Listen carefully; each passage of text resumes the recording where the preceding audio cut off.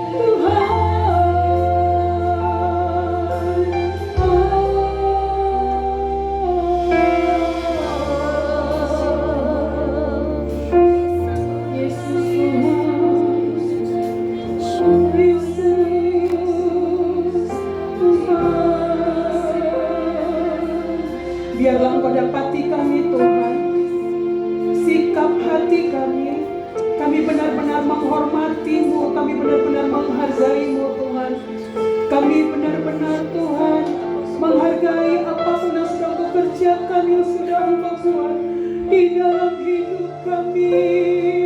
Kami tidak sekedar datang untuk hanya menyanyi dengan lidah bibir mulut kami, namun biarlah mendapati segenap hidup kami Tuhan sebagai persembahan yang berbau harum di hadapan-Mu.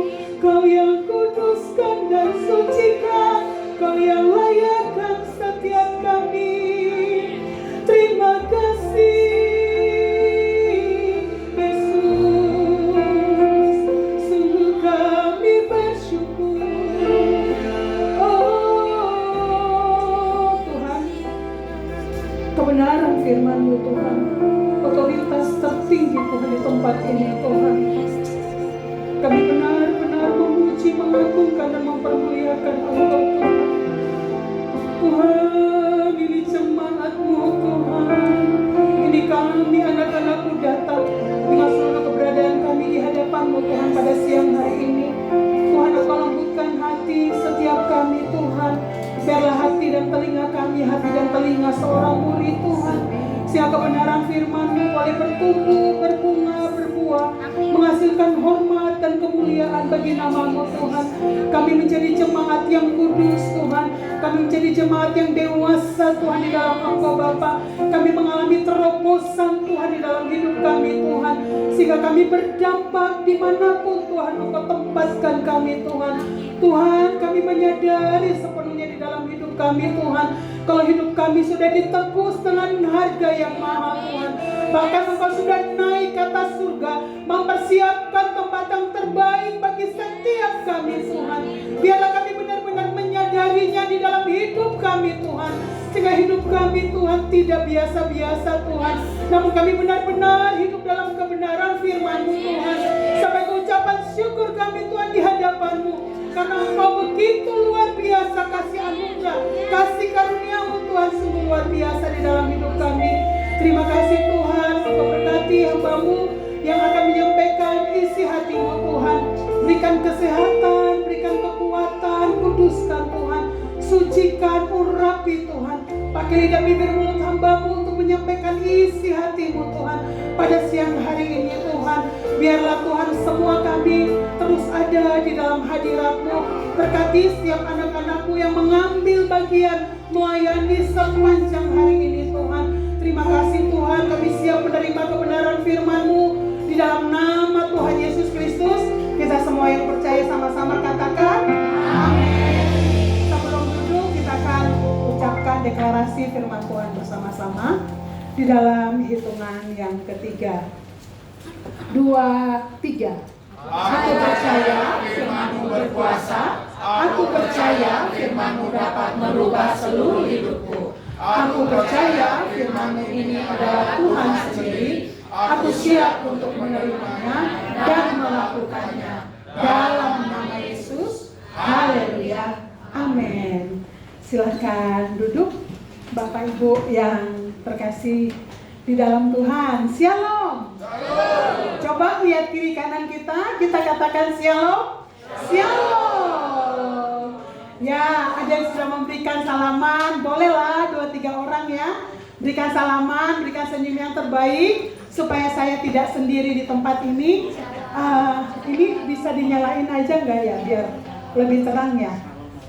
Lampu, maaf, lampu di atas boleh dinyalain ya.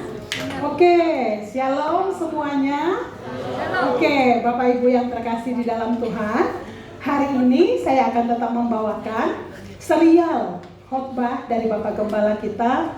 Kita harus bersyukur ya Bapak Ibu bahwa kita benar-benar dipimpin dan dituntun oleh Bapak Gembala kita, karena tentunya karena Tuhan, supaya kita hidup, kita diarahkan supaya hidup kita bisa menjadi berkat untuk orang-orang di sekeliling kita. Amin. Amin. Bapak Ibu, untuk hari ini kita saya mau tanyakan dulu, kalau tahun ini tema besar gereja kita apa? Biar tidak lupa. Kalau Great Harvest berarti dia masih hidup di tahun kemarin ya. Great Commission atau amanat aku. Dan hari ini Bapak Ibu kita akan diperlengkapi bagaimana untuk kita benar-benar bisa berdampak. Sekali lagi dan tidak henti-hentinya selalu setiap pembicara di tempat ini mengatakan bahwa kalau untuk amanat agung berarti kita sadar bahwa ada hal di dalam diri kita yang harus kita bagikan kepada orang-orang di sekeliling kita. Hal apa yang kita bagikan?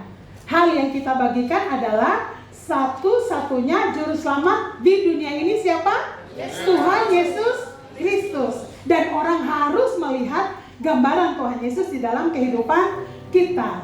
Oke, hari ini kita akan sama-sama belajar tentang 5 kinds of words you must build. Artinya apa Bapak Ibu?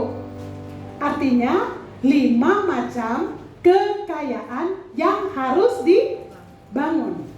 Dan tentunya harus dibangun di dalam diri siapa Bapak Ibu? Teman kita, tetangga kita, tetap harus dibangun di dalam hidup kita. Seringkali Bapak Ibu dikatakan bahwa Tuhan tidak pernah meminta sesuatu yang tidak ada di dalam hidup kita. Dan kita juga tidak bisa memberi sesuatu kalau kita tidak punya. Nah, hari ini kita akan belajar bersama-sama Bapak Ibu tentang 5 kekayaan yang harus dimiliki, yang harus kita bangun di dalam kehidupan kita supaya kita bisa berdampak, kesaksian kita bisa luar biasa di dalam kehidupan kita ya. Yang pertama Bapak Ibu kita buka dulu ayat Alkitab kita di dalam Ulangan 8 ayat 18. Ulangan 8 ayat 18 kita akan baca bersama-sama Bapak Ibu. Ada di depan firman Tuhan dalam hitungan yang ketiga. 2, 3.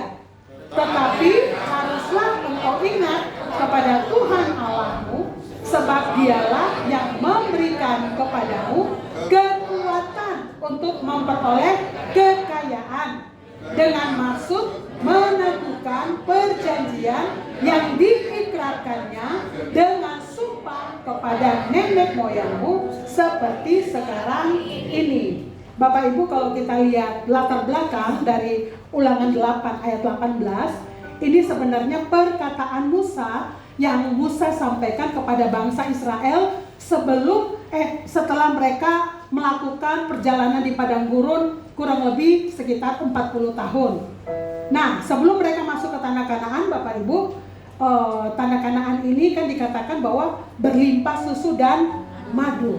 Otomatis pasti kehidupannya akan sangat berbeda dengan pada saat mereka ada di Mesir, mereka ada di perbudakan, dan waktu mereka ada di padang gurun. Nah, waktu mereka ada di dalam padang gurun, Bapak Ibu, angkatan senior atau angkatan yang pada saat mereka keluar itu semuanya udah mati ya. Itu semua artinya udah meninggal, dan yang generasi berikutnya akan masuk ke tanah Kanaan ini yang diperingatkan oleh Musa. Kenapa Bapak Ibu Musa harus memperingatkan kepada angkatan bangsa Israel ini untuk mereka masuk ke tanah Kanaan?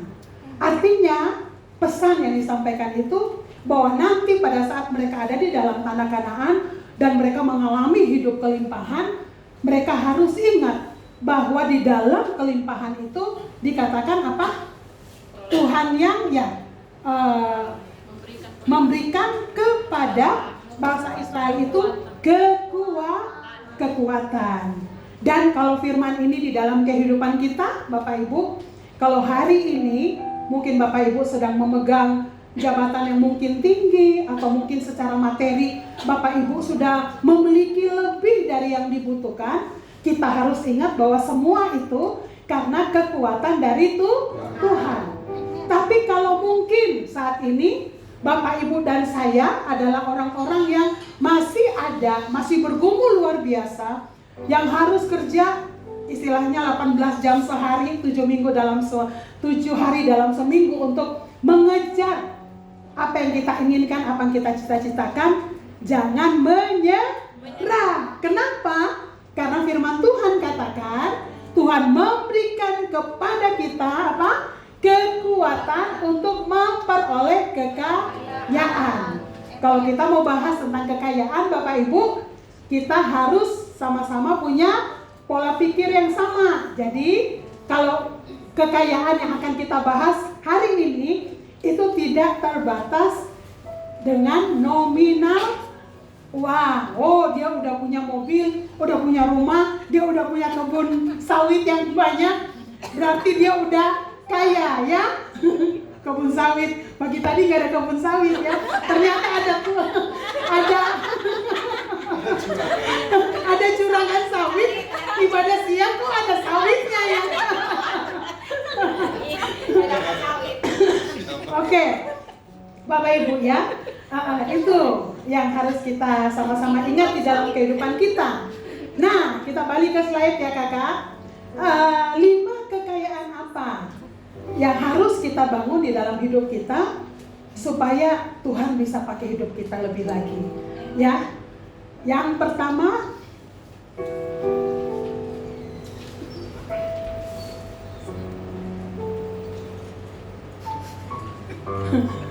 ini dia sedang bercanda, perasaan pagi tadi gak apa-apa loh ini.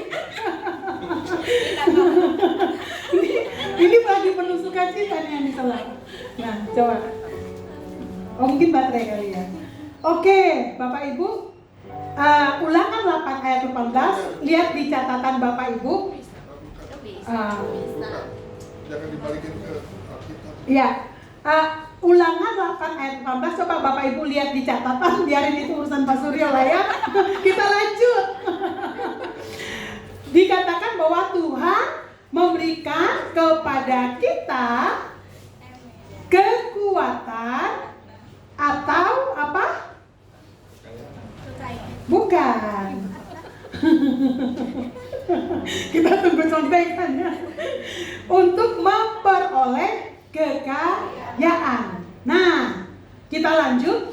Untuk menikmati hidup ini, kita perlu membangun atau memiliki 5 jenis kekayaan dalam hidup kita, ya. Kekuatan atau potensi. Kalau kita ingat potensi, selalu saya tidak henti-hentinya mengingatkan kita ya, bahwa hidup kita itu seperti apa. Yang paling kecil namanya apa? Biji sawi. Wes, biji sesawi ya.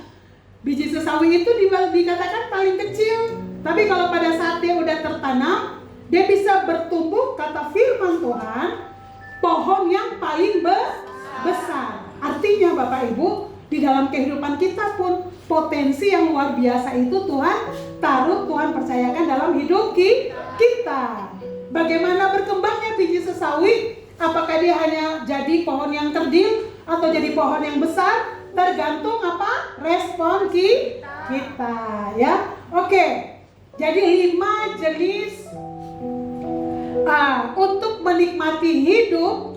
Kalau saya katakan bukan sekedar menikmati hidup ya Bapak Ibu, tetapi supaya kita benar-benar hidup bisa maksimal seperti apa yang Tuhan inginkan di dalam kehidupan kita, kita perlu membangun atau memiliki 5 jenis kekayaan dalam hidup kita. Nah, yang pertama itu dikatakan bahwa social wealth. Artinya apa Bapak Ibu? Kekayaan dalam membangun relasi dan jaringan. Karena kita di tempat ini, saya bukan motivator ya Bapak Ibu, tetapi kita sedang belajar kebenaran firman Tuhan. Jadi kita akan sama-sama pelajari bagaimana cara untuk kita membangun social wealth ini menurut Alkitab. Kita buka di dalam Galatia 6 ayat 7 sampai dengan ayat 10.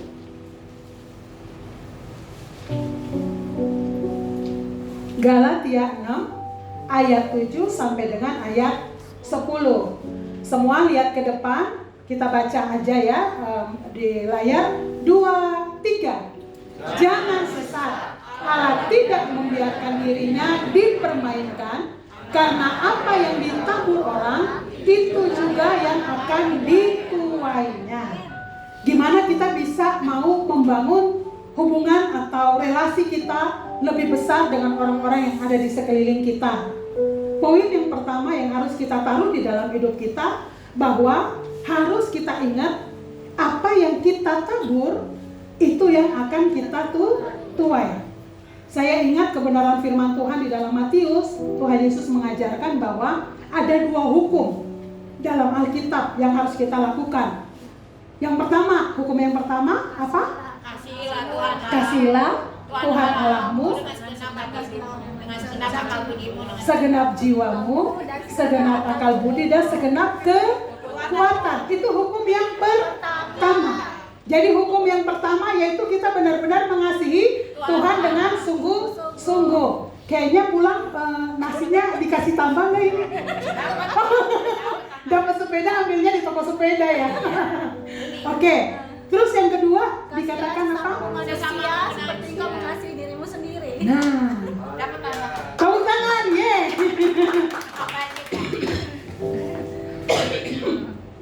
Dikatakan kasihilah sesamamu manusia seperti dirimu sendiri. Artinya apa Bapak Ibu? Kita punya bisa relasi yang lebih luas. Poin yang pertama, kita harus memperlakukan orang yang di sekeliling kita seperti kita mau diperlakukan. Amen. Kalau kita mau didengar, kalau kita mau dihormati, kalau kita mau diperhatikan, kalau kita mau disayang. Yang pertama, kita tunggu orang atau harus kita dulu? Kita dulu lah. Harus kita dulu, karena dikatakan mengasihi sesama seperti mengasihi diri sendiri. Nah, biasanya terkadang kita gagal mengasihi orang karena sebenarnya kita juga nggak ngerti cara mengasihi diri kita sendiri itu seperti apa, gitu ya. Kalau diri kita misalnya berdosa, intimidasi, kita pegang erat-erat. Padahal firman Tuhan katakan kebenaran itu membebaskan, ya. Jadi terkadang kita harus belajar untuk bisa mengasihi diri kita sendiri, baru kita bisa mengasihi orang lain. Di sini poin yang pertama ya Bapak Ibu, untuk kita bisa memiliki social wealth di dalam kehidupan kita, itu yang pertama, apa yang kita inginkan orang lain lakukan, itu harus kita lakukan terlebih dahulu. Firman Tuhan katakan, jangan sesat, Allah tidak membiarkan dirinya dipermainkan. Karena apa yang ditabur itu juga akan dituai. Yang hobi durian di sini siapa? Wes, angkat tangan coba. Giliran di gereja nanya malu-malu. Giliran kalau di pantai kasih durian pasti langsung penuh tuh kayaknya tuh. Kemarin kurang ya, gak ada durian soalnya. Nah, jadi istilahnya kita mau apa yang kita petik? Buah apa yang mau kita petik di dalam hidup kita? Ya benih itu yang harus kita tabur, ya. Nanti kita akan belajar selanjutnya Bapak Ibu, bagaimana pentingnya social wealth ini dalam kehidupan kita. Dampaknya akan seperti apa? Yang kedua ayat 8, lanjut Kak. Sebab barang siapa menabur dalam dagingnya, ia akan menuai kebinasaan dari dagingnya. Tetapi barang siapa menabur dalam roh, ia akan menuai hidup yang kekal dari roh itu. Itu untuk hidup dalam roh atau hidup dalam daging, Bapak Ibu bisa baca di dalam Galatia 5 ya. Itu di sana istilahnya, apakah yang sedang saya lakukan ini keinginan daging atau keinginan roh. Kalau keinginan daging itu udah jelas banget ya, iri hati, dengki, terus mengasihi diri sendiri, maksudnya mementingkan diri sendiri ya, seperti itu ya Bapak Ibu ya. Lanjut ayat berikutnya Kak. Janganlah kita jemu-jemu berbuat baik, karena apabila sudah datang waktunya kita akan menuai jika kita tidak menjadi lemah. Kalau di dalam kehidupan kita udah lakukan baik, tapi kita terima feedback balik berbanding terbalik dengan yang kita harapkan. Biasanya naturalnya kita gimana? Kecewa, marah-marah, ngamuk-ngamuk, ngomel. Tapi kita dengar firman Tuhan hari ini dikatakan apa? Jangan jemu-jemu berbuat baik, supaya pada saatnya kita akan menuai. Dikatakan jika kita tidak menjadi lemah. Bapak Ibu, di sini ujian karakter kita, ya. Kualitas kita sebagai anak-anak Tuhan itu benar-benar terlihat pada saat seperti ini. Kayak saya mau katakan bahwa terkadang kalau semuanya berjalan baik-baik, kita nggak pernah tahu sebenarnya saya ada di level kedewasaan karakter di mana ya, gitu. Tapi pada saat keadaan berbalik dengan apa yang kita harapkan, biasanya di situ kita bisa lihat di mana kita tempatkan Tuhan, di mana kita istilahnya benar-benar bergantung dengan Tuhan, itu akan kelihatan. Pada saat kapan? Pada saat keadaan berbalik daripada yang kita harapkan. Tapi terkadang Tuhan izinkan Bapak Ibu untuk kita kecewa sama orang. Kadang Tuhan izinkan untuk kelemahan orang kita bisa lihat dan buat kita jadi kecewa. Kadang kita pengen untuk orang menolong kita, tapi kita nggak dapatin. Menurut Bapak Ibu, kenapa Tuhan izinkan itu terjadi? Biar dewasa. Ya, kata Ciana, biar dewasa, ujian karakter. Bapak Ibu, kadang Tuhan izinkan itu terjadi di dalam kehidupan kita supaya kita tetap kembali kepada Tuhan. Kadang-kadang mungkin kalau kita ada masalah, udah kita nggak bergantung sama Tuhan, tapi kita bergantung kepada orang lain supaya bisa nolong kita, bisa bantu kita. Tuhan tuh udah prioritas, udah geser ke sekian. Yang lebih dulu itu istilahnya yang kita harapin ini. Artinya kita udah mengandalkan manusia lebih daripada kita mengandalkan Tuhan, ya Bapak Ibu ya. Tapi di sini supaya kita bisa punya istilahnya jaringan relasi yang baik di dalam kehidupan kita, pada saat kita menerima hal-hal negatif berbanding terbalik dengan kita harapkan, firman Tuhan katakan kita harus terus melakukan perbuatan baik supaya kita bisa menuai. Tapi perbuatan baik Bapak Ibu, apakah kita bisa lakukan dengan kekuatan kita? Gak bisa. Kita harus bergantung sama Tuhan. Kita harus benar-benar meminta untuk Roh Kudus memimpin kita, menguatkan kita. Karena saya percaya bahwa pada saat kita dekat dengan Tuhan, Tuhan bisa pakai siapa saja, apa saja, berbicara kepada kita kebenaran. Ya Bapak Ibu ya. Jadi di dalam hal seperti ini Bapak Ibu, di satu sisi kita bagaimana untuk lebih bergantung dengan Tuhan, di sisi lain kita juga diproses untuk memiliki kedewasaan karakter. Kenapa Bapak Ibu? Karena terkadang yang membuat istilahnya kita sulit untuk memberitakan firman Tuhan karena kita karakternya minim.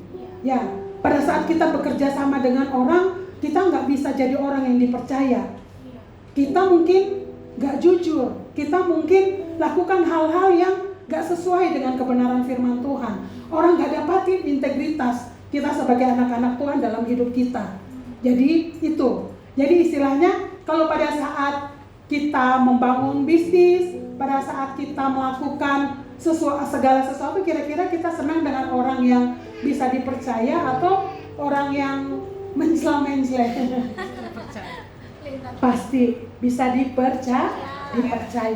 Untuk kita bisa jadi orang yang dipercaya, otomatis kita belajar untuk memiliki kedewasaan karakter. Ayat 10. Karena itu selama masih ada kesempatan bagi kita, marilah kita berbuat baik kepada semua orang, tetapi terutama kepada kawan-kawan kita seiman. Bapak Ibu, di sini saya garis bawahi, marilah kita berbuat baik kepada semua orang ya. Firman Tuhan suruh kita berbuat baik kepada semua orang, tetapi terutama kepada kawan-kawan kita seiman.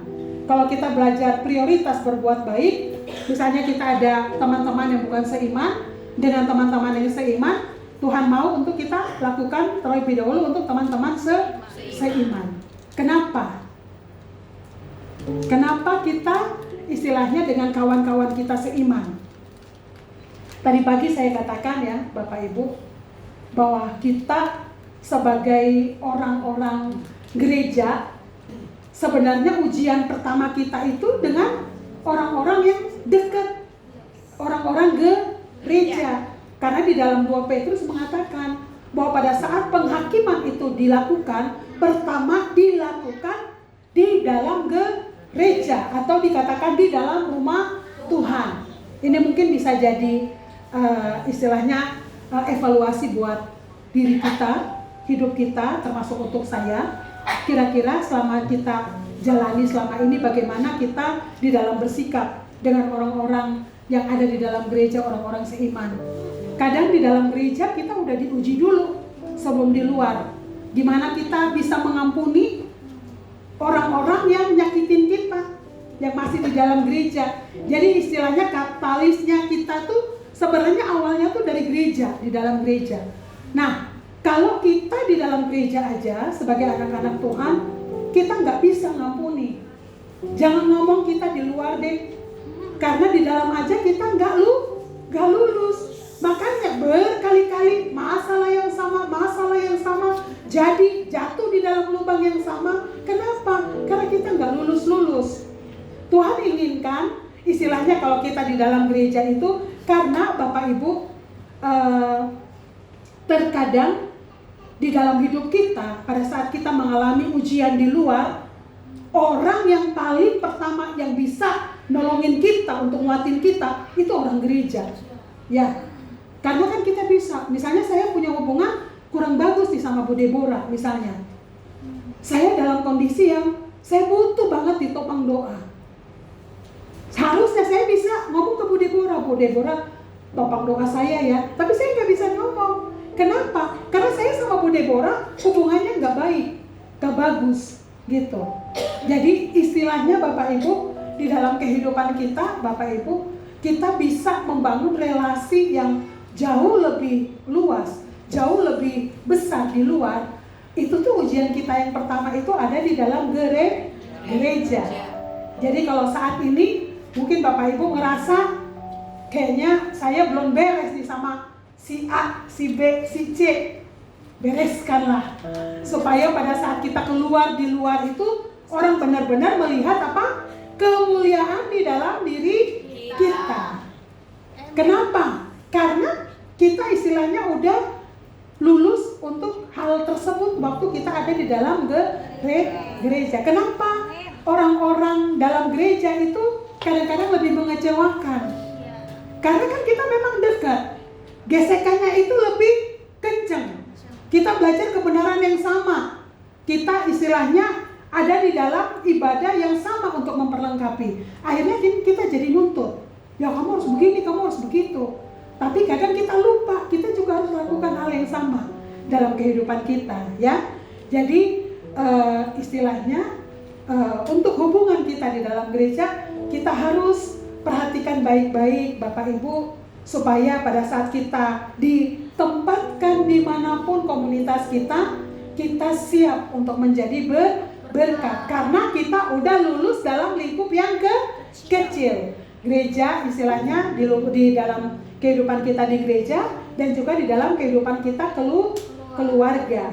Kita bisa hebat di luar karena kita ditopang oleh orang-orang terdekat kita. Kita nggak berjalan sendiri.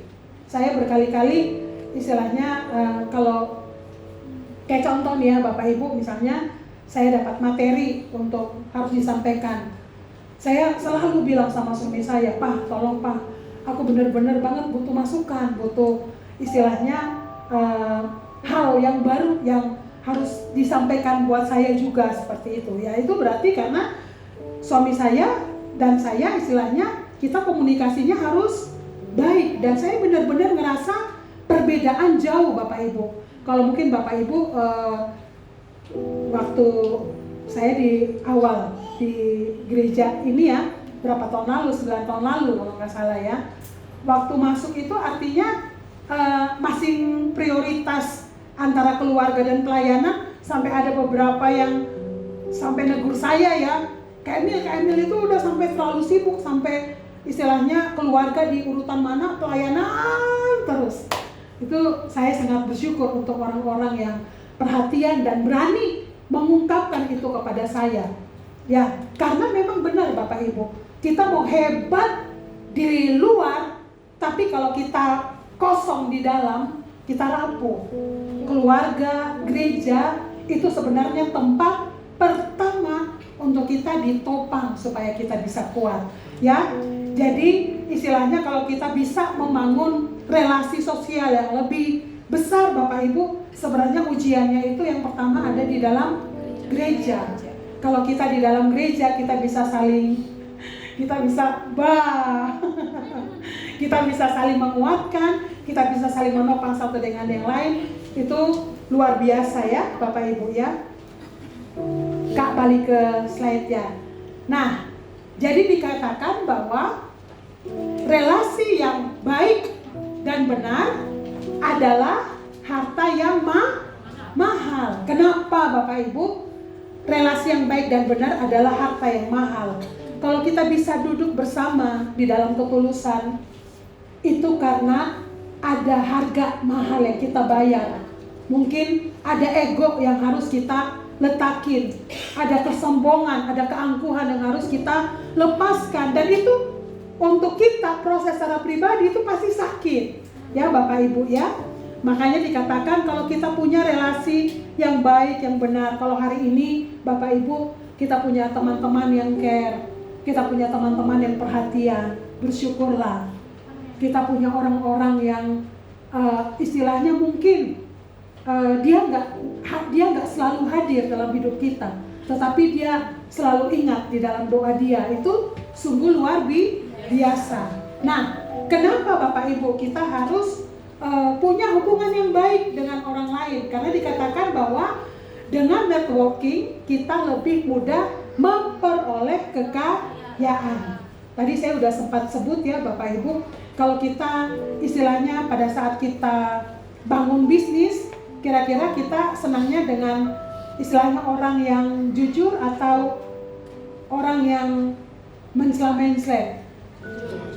Pasti orang yang jujur, orang yang punya integritas. Kenapa Bapak Ibu? Networking ini adalah kekayaan.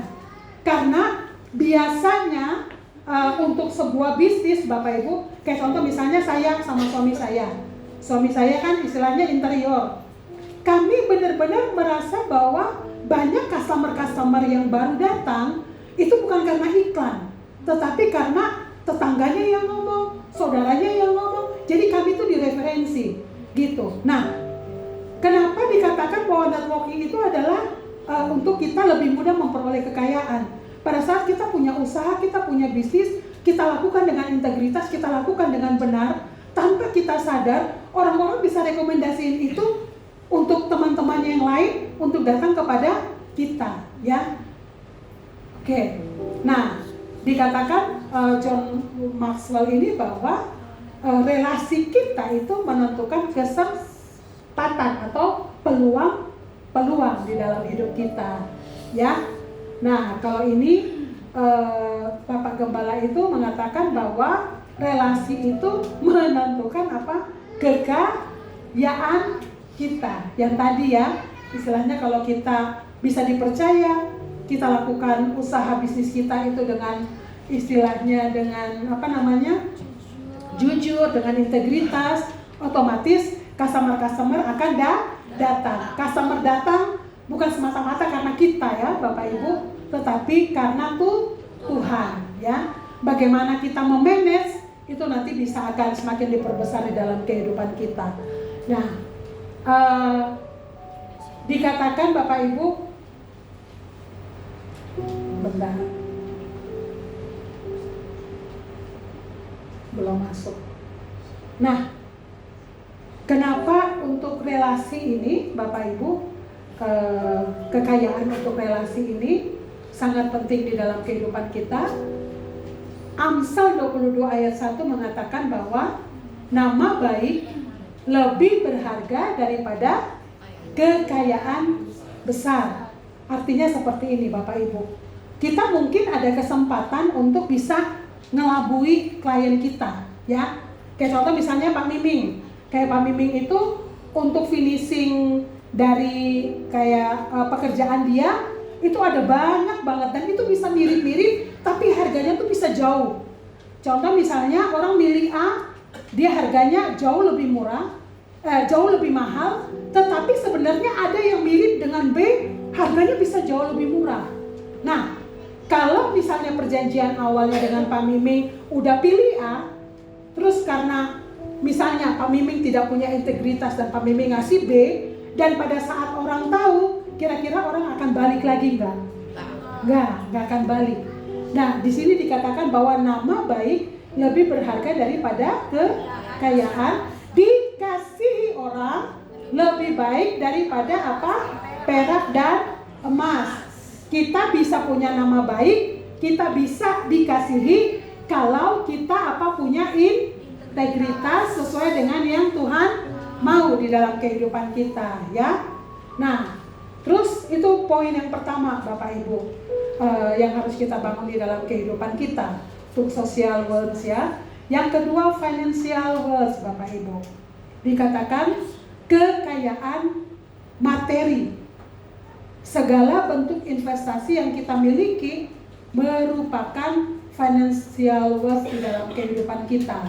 Nah, Bapak Ibu, sekarang kalau misalnya saya tanya, ya, karena siang-siang kalau hening-hening tuh bahaya. Nanti saya ngomong sendiri, Bapak Ibunya udah di mana tuh? Udah di langit kali ya, udah mimpi. Kalau misalnya saya nanya nih, karena ini udah bilang kekayaan materi, lebih milih mana? Hidup miskin masuk surga atau hidup kaya masuk neraka? Kaya masuk Kaya masuk surga. Sekarang saya nanya, kenapa Bapak Ibu mau kaya? Biar masuk surga. Kenapa harus kita mau kaya Bapak Ibu? biar bisa Ya iyalah, kita kaya supaya kita gampang untuk memberkati. Contoh misalnya kita di gereja ini, misalnya kita semua pas-pasan misalnya, ya, untuk persembahan kita minim banget. Kira-kira kita bisa ada di gedung ini enggak? Enggak. Tuhan memang mau memberkati kita. Sekali lagi kalau bicara tentang kekayaan, bukan masalah nominal Bapak Ibu, ya. Yang harus kita tekankan di dalam kehidupan kita pada saat kita bicara kekayaan, sebenarnya berbicara tentang kapasitas, ya. Kalau teologi kemakmuran itu mengajarkan kalau kamu nggak kaya, kamu nggak rohani, ya. Tapi kita di sini tidak berbicara tentang teologi kemakmuran.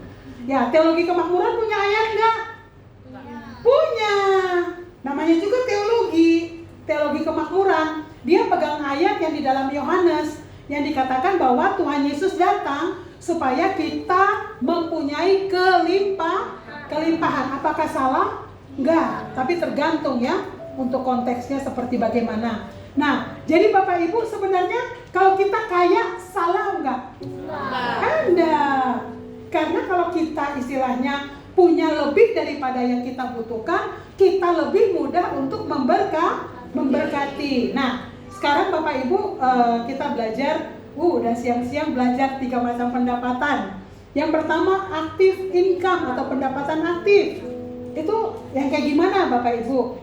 Itu artinya kita bekerja dan kita mendapatkan penghasilan, ya. Jadi kita bekerja di saat ini, terus kita dapat penghasilan, itu namanya active income. Terus yang kedua namanya passive income atau pendapatan pasif, ya. Pendapatan pasif itu seperti apa? Misalnya dari active income, Bapak Ibu bisa menabung dan Bapak Ibu punya aset, misalnya kayak ruko, kayak punya kos, punya rumah, terus disewakan, kan akhirnya uang yang bekerja. Jadi Bapak Ibu nggak kerja pun pasif income-nya tetap masuk. Nah, yang ketiga, portfolio income. Itu gimana sih? Itu tuh kayak gini. Misalnya Bapak Ibu beli properti. Contoh, tadi pagi saya kasih contoh Bang Joseph. misalnya Bang Yosef punya rumah di BBS. BBS itu taruhlah misalnya 30 tahun yang lalu atau 35 tahun yang lalu beli harganya tuh 28 juta. Nah, sekarang untuk area BBS karena saya agent properti itu harganya udah tus gitu ya. Tusnya udah maksudnya ratus juta. Jadi kalau misalnya dijual saat ini terus dikurangin dengan yang kita keluarkan dulu itu ya berarti itu yang namanya portofolio income. Bapak Ibu, untuk menjadi kaya sebenarnya nggak salah ya. Tetapi kalau kita untuk memperoleh kekayaan, kita mengorbankan segala sesuatu, mengorbankan kebenaran firman Tuhan, kita lakukan dengan gak jujur, itu yang salah. Nah, kita belajar ya Bapak Ibu, manajemen keuangan ini saya buat dari supaya Bapak Ibu mungkin lebih ini ya, ini dari Bapak Gembala atau sering diajarkan di TC02 Bapak Ibu ya. Manajemen keuangan, dan menurut saya ini luar biasa di dalam kehidupan kita kalau kita lakukan. Nah, pada saat kita mendapatkan active income, perpuluhannya berapa persen Bapak Ibu? 10% berarti dari 10 juta berarti berapa juta? 1 juta. Nah, terus dikatakan 10% ini benih ya. Benih itu tuh biasanya kita pakai misalnya untuk persembahan ya, memberkati orang-orang ya. Terus kita misalnya memberikan untuk kayak pembangunan gereja, atau kita datang kunjungin teman-teman kita yang sakit, kita bawa makanan, itu bisa diambil dari yang namanya 10% benih ya. Jadi artinya kalau kita udah punya keuangan dan kita udah sisihkan dari active income itu 10%, kayaknya kita nggak akan susah untuk bisa memberkati atau memberi ya, karena dananya udah ada kejadian kita bisa langsung beri ya, seperti itu. Terus dikatakan 70% apa? Operasional. Nah, operasional itu apa? Biaya hidup kita hari-hari. Terus misalnya kayak kita punya cicilan. Nah, jangan sampai kita punya penghasilan 10 juta, cicilan kita 7 juta. Hidup kita kita bisa dikejar-kejar sama utang. Karena apa Bapak Ibu? Karena kita istilahnya pengeluaran kita udah jauh lebih besar daripada pemasukan, besar pasak daripada tiang. Nah, kalau kita 70% operasional itu maksimal Bapak Ibu ya. Tapi kalau bisa lebih sedikit dari 70%, berarti yang akan besarnya tuh di mana? Saving atau tabungan. Nah, dari saving inilah baru akan kita rasakan ada yang namanya passive income sama portfolio income. Jadi passive income itu bisa dapatnya dari mana? Ya dari saving kita yang sedikit, lama-lama menjadi bukit. Adik-adik, untuk adik-adik yang dewasa muda ya, kalau Kak Emil sama mungkin Pak Yuda ya, belajarnya udah usianya kalau begini ngaku banget senior ya.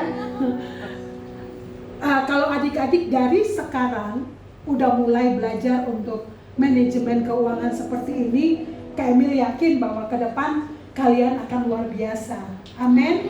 Amin.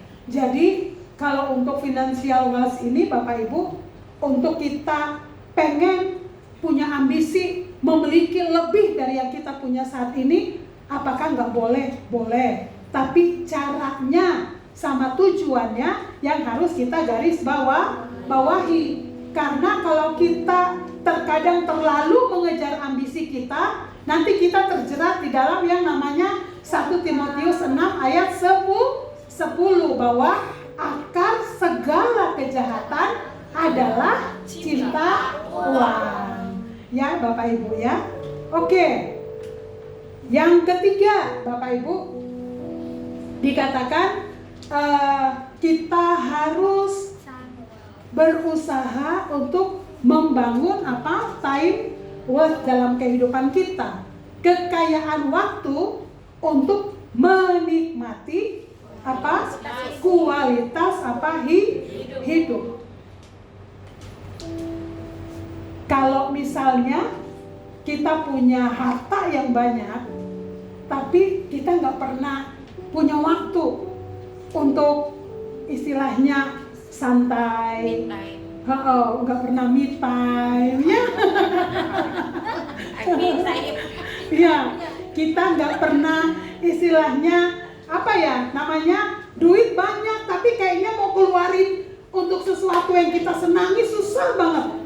Hitung kali bagi ya, bener-bener. Mau makan yang enak, mau makan yang viral aja berhitungnya luar biasa. Itu artinya kita tidak menikmati ya Bapak Ibu ya.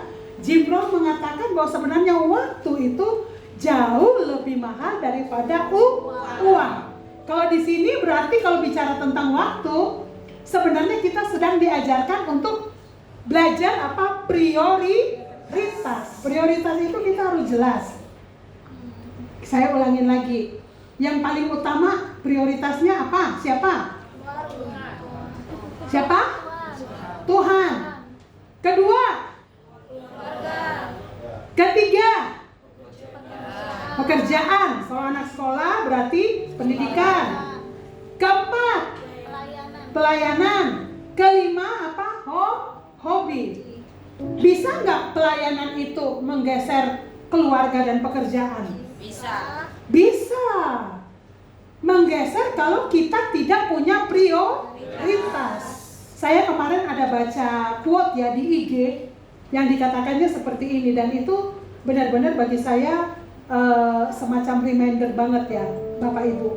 Yang dia mengatakan seperti ini. Kalau kita benar-benar giat melayani Tuhan, capek melayani Tuhan, banyak waktu untuk Tuhan, tapi kita mengalami kekeringan rohani. Kira-kira ada yang salah nggak dalam pelayanan kita? Ada. Berarti itu pelayanan udah geser posisi Tuhan. Kayak contoh misalnya saya, karena ada pekerjaan di rumah sebagai ibu rumah tangga, kerja itu pelayanan seperti ini Bapak Ibu, kalau tidak di-manage dengan baik Bapak Ibu, ujung-ujungnya selesai melayani saya yang tepar. Saya nggak dapat apa-apa karena saya keluarkan, tetapi saya nggak pernah diisi. Saat kapan saya bisa diisi? Saat saya punya hubungan pribadi dengan Tuhan. Apakah orang yang udah melayani kebal dosa? Enggak. Tapi gimana untuk dia tidak jatuh di dalam dosa? Hubungan dekat dengan Tuhan. Baca firman Tuhan. Ada dalam komunitas yang sehat. Komunitas yang sehat itu artinya kita punya orang-orang yang tulus sayang sama kita, yang berani menegur kalau dia tahu bahwa kita melakukan kesalahan. Sekalipun di gereja jambatannya apa? Pendeta. Jadi kalau pendeta dikritik marah enggak?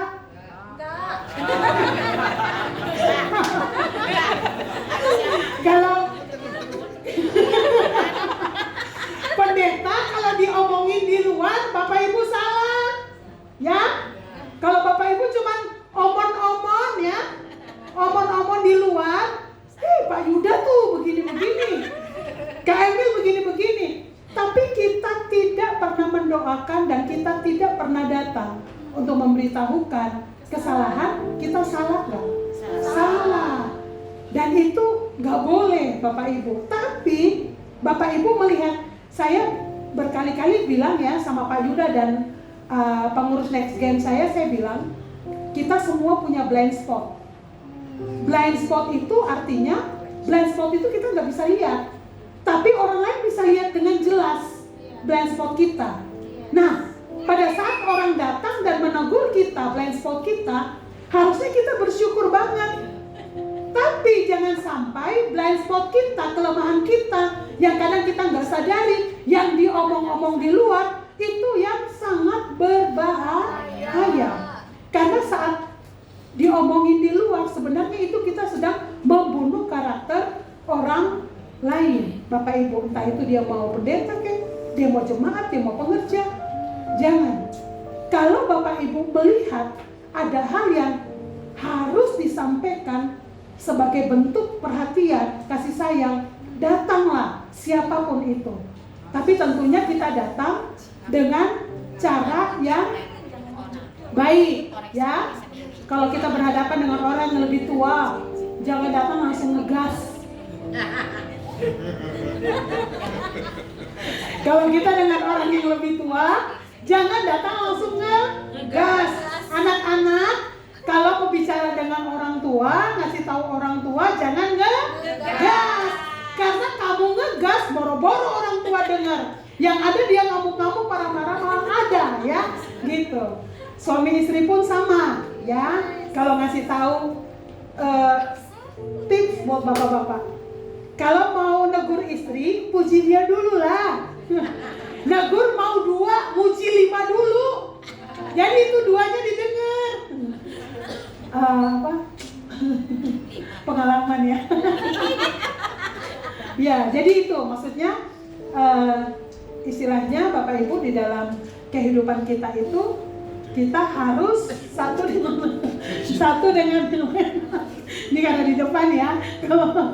Kita harus satu dengan yang lain itu harus punya saling rasa memiliki kepedulian yang tinggi sebagai saudara seiman, supaya Bapak Ibu pada saat kita membangun suasana kasih di dalam kehidupan gereja, dalam kehidupan keluarga, itu habit itu akan terbawa ke luar. Waktu doa Tuhan Yesus itu ya, sebelum istilahnya di dalam kitab Yohanes itu dikatakan bahwa biarlah cawan ini berlalu daripada bukan istilahnya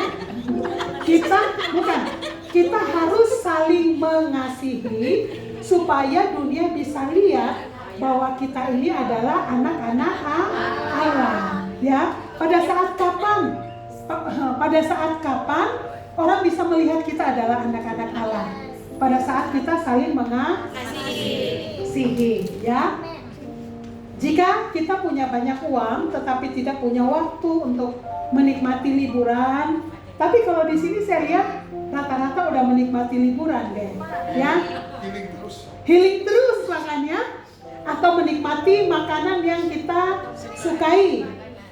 Maka sesungguhnya kita tidak memiliki time words di dalam kehidupan kita, kekayaan waktu dalam kehidupan kita. Kekayaan waktu itu kita yang tentukan, Bapak Ibu ya. Bagaimana kita bisa tentukan, bagaimana kita bisa bangun? Ya dengan cara prioritas kita harus benar. Jika uang membeli waktu kita untuk istirahat, ingat adik-adikku yang cantik-cantik dan ganteng-ganteng yang luar biasa, untuk anak-anak dewasa muda, catat, jika uang membeli waktu kita untuk istirahat, liburan, karena kita kejar target, kita kejar ambisi kita jadi nggak punya waktu buat istilahnya menikmati yang Tuhan berikan dalam hidup kita, sayang ya. Dan waktu keluarga, maka kita tidak memiliki time loss di dalam kehidupan kita. Nah, sekarang poin yang keempat, psikal ya, kesehatan, harta termahal. Bapak Ibu, dikatakan bahwa jika kita stres, sakit dan tidak bisa melakukan aktivitas, maka sesungguhnya kita belum mengalami physical wealth di dalam hidup kita. Untuk kita bisa punya kekayaan kesehatan, Bapak Ibu, rumusnya apa? Kita harus makan yang sehat. Minum gak usah yang warna-warni, minum air putih aja yang banyak udah. Ya, sama kita harus istirahat yang cukup. Karena dikatakan tadi ya, kalau kita stres, kita sakit, sekalipun kita punya uang banyak, kita tidak akan menikmati. Saya ingat Bapak Ibu, nanti Bapak Ibu bisa buka di dalam 3 Yohanes 1 ayat 2 ya. Kita ini sebenarnya manusia kita terdiri dari apa? Roh, jiwa dan tubuh. Sebenarnya kalau roh kita on fire, roh kita sehat, kita hidup dekat dengan Tuhan, itu akan mempengaruhi apa jiwa kita. Kita punya banyak pikiran, kita punya banyak masalah. Tapi pada saat kita dapat firman Tuhan, itu akan buat kita tenang, ya. Pada saat jiwa kita tenang, tubuh kita juga pasti akan sehat. Dikatakan bahwa sebenarnya 80% atau 90% tubuh kita sakit itu sebenarnya awal dasarnya dari mana? Pikiran itu bisa buat orang jadi mah. Dan mah itu sebenarnya dia bisa memicu segala macam penyakit dalam hidup kita, ya Bapak Ibu ya. Jadi bagaimana kita bisa punya kekayaan kesehatan di dalam kehidupan kita? Kita harus tetap kuncinya nggak bisa lari dari yang lain. Jaga untuk roh kita sehat. Bagaimana roh kita bisa sehat? Bangun terus hubungan kita dengan Tuhan. Baca firman terus ya Bapak Ibu. Itu akan membuat kita menjadi sehat. Maaf. Oke. Kita lihat Bapak Ibu di dalam Pengkhotbah 5 ayat gak usah buka ya Kak, yang di depan aja. Pengkhotbah 5 ayat 19 atau dalam terjemahan baru ayat 18 dikatakan, setiap orang yang dikaruniai Allah kekayaan dan harta benda dan kuasa untuk menikmati. Kuasa itu berbicara tentang kesehatan, ya. Jadi istilahnya apa yang Tuhan berikan dalam hidup kita, kita bisa nikmati karena kita sehat. Amin. Oke. Sekarang kita masuk poin yang terakhir. Kelima, itu keluarga.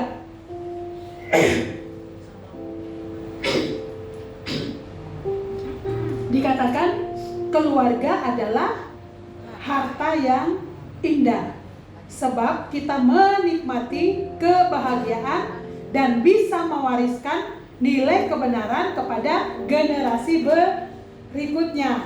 Kita punya penghasilan yang banyak, kita punya istilahnya fasilitas, rumah yang bagus, mobil yang bagus, tapi di dalam keluarga kita berantem terus misalnya. Suami istri atau orang tua sama anak, kira-kira nyaman gak?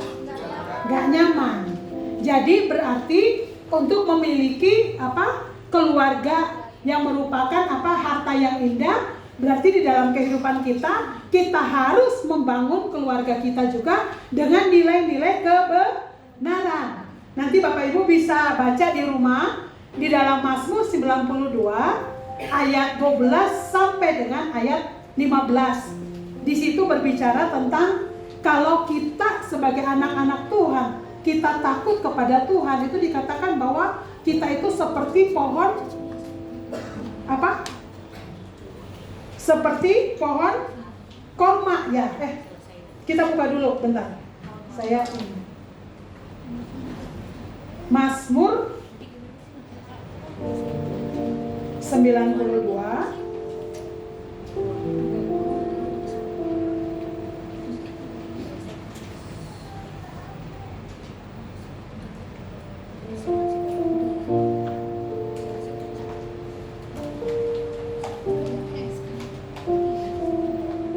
ayat. Nah, korma betul. Orang benar akan bertunas seperti pohon korma, akan tumbuh subur seperti pohon aras di Libanon. Mereka yang ditanam di bait Tuhan akan bertunas di pelataran Allah kita. Pada masa tua pun mereka masih berbuah menjadi gemuk dan segar untuk memberitakan bahwa Tuhan itu benar, bahwa Ia gunung batuku dan tidak ada kecurangan padanya. Artinya Bapak Ibu, kalau pohon aras itu dia di tanah yang tandus sekalipun dia bisa bertumbuh, bahkan dia bisa berbuah. Kenapa? Karena dia punya akar itu merambat sampai ke dalam, jadi dia bisa mengambil sumber air dari manapun. Artinya apa Bapak Ibu? Kehidupan kita itu semua harus kembali balik lagi di dalam hubungan kita dengan Tuhan. Karena pada saat kita punya hubungan dengan Tuhan, kita dekat, saya percaya yang tadi 5 poin yang kita belajar bersama-sama itu akan menjadi bagian di dalam kehidupan kita. Amin. Amin. Tuhan Yesus memberkati. Mari kita datang kepada Tuhan. Pada saat ini kita menyadari bahwa kita tidak bisa membangun apapun di dalam kehidupan kita tanpa Tuhan, karena pertolongan kita hanya berasal daripada Tuhan saja. Saya undang untuk kita bangkit berdiri.